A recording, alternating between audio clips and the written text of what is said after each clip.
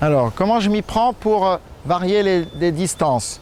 Bon, vous savez, c'est pas trop compliqué. Moi, personnellement, j'utilise grosso modo 3 amplitudes dans les bunkers. Et puis, c'est vrai que je dispose de 2 sandwichs différents. Le lower, 60 degrés, et un sandwich un peu plus fermé à 54 degrés.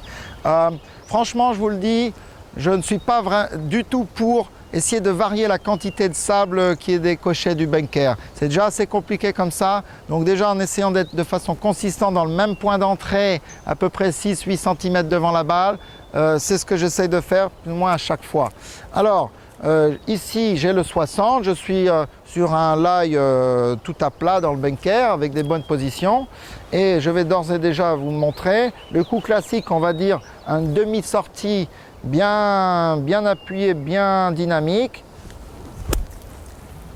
Ça me fait voilà, environ une dizaine de mètres vu la texture idéale de ce sable.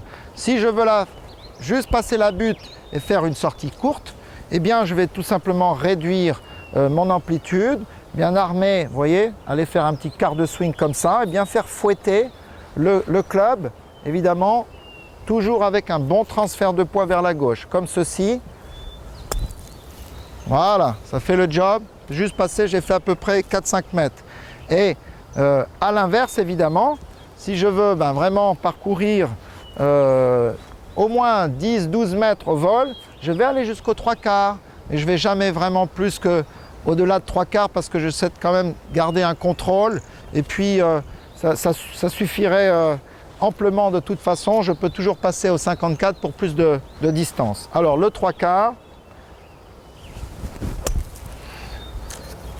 qui de toute façon effectivement est ressenti comme un plein swing. Bon, donc là, vous voyez, 3 distances différentes, parfait. Alors, quand j'arrive sur une montée comme ça, une lèvre, mon 60 devient évidemment d'autant plus très ouvert, car je dois soigner à me mettre perpendiculaire à la pente pour ce qui est de la colonne vertébrale. Bon, si ma sortie est courte, je reste aux 60 degrés, il n'y a pas de problème. Comme ceci. Voilà. Par contre, dès que je commence à vouloir gagner en distance, comme je vais changer de club, parce que comme ce 60 qui deviendrait 62, 3 degrés, ça devient presque trop d'ouverture. Alors, je me contente de prendre le 54, j'expose bien le rebond qui va empêcher ce club d'aller trop profondément dans le sable, donc de bien faire gicler.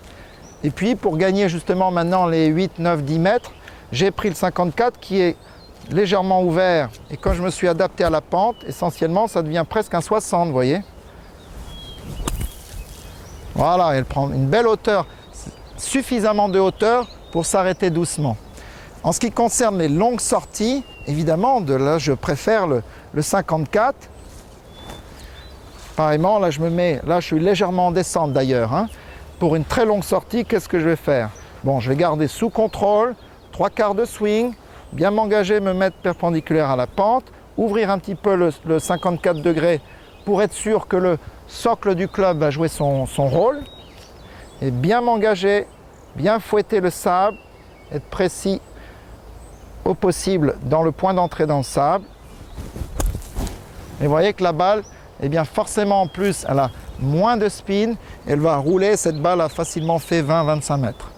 Donc voici, en ce qui me concerne moi, ma façon la plus simple possible de procéder. Évidemment, je vous la conseille, testez, voyez ce qui vous convient pour vous, et variez évidemment entre les quelques wedges que vous êtes susceptible d'avoir pour faire votre système d'étalonnage pour les sorties de bunker.